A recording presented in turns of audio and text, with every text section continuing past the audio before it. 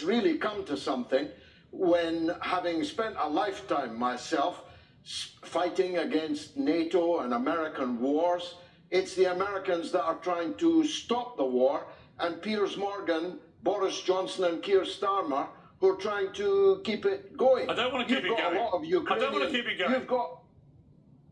You've got a lot of Ukrainian blood on your hands. You have lied about this war from the beginning. Actually, Vladimir... You have lied about the origin of this war, about the duration of this war, about the course of this war, and now having caused you and your war party the death of 1 million Ukrainians while claiming to love Ukrainians, you're now calling for British lives to be lost. What a load of absolute bullshit. That constitutes close to a war crime.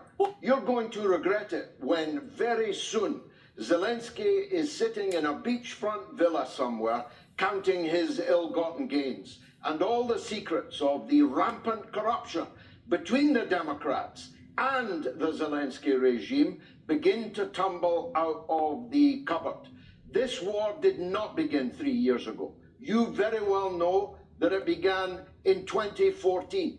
You very well know that it began with a coup against the elected president of Ukraine, backed by Victoria Nuland and the administration at that time, and supported by you. You very well know that the criminalization of the Russian language, which followed hard on the heels of that coup, was the proximate reason for an uprising in the east of the country amongst Russian-speaking, ethnically Russian people. You very well know that Zelensky and his predecessor rained down shot and shell on the people of East Ukraine for 8 years before Putin intervened in 2022, and that 14,000 people, most of them women and children, were killed in that onslaught. You very well know that Zelensky was preparing for a final onslaught, a final solution. And while I'm on that subject, you're always telling us how much you love the Jews. You're supporting a regime which puts up statues to Nazi collaborators, to generals of the Galician division of the SS. You are Zelensky is Jewish, you know that, right? You know Zelensky's Jewish, right? Do you? But that's like saying there's no racism in America because Obama... So you're calling the Jewish leader of Ukraine a Nazi. Is that your position? That's like saying there's no racism in America because Obama was briefly the president of the country.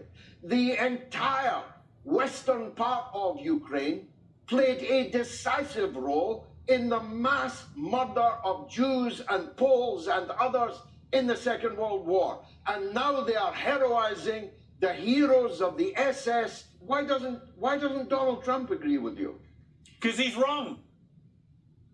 Well, you know, you have been up his ass all of these 2 decades. Really? You've kissed his feet. Really? You've licked his boots. You've fawned upon him. Really? You have been his super fan, and now on this fundamental question of our age, he's entirely wrong. Piers, everybody watching knows you are Trump's biggest ass. I like him.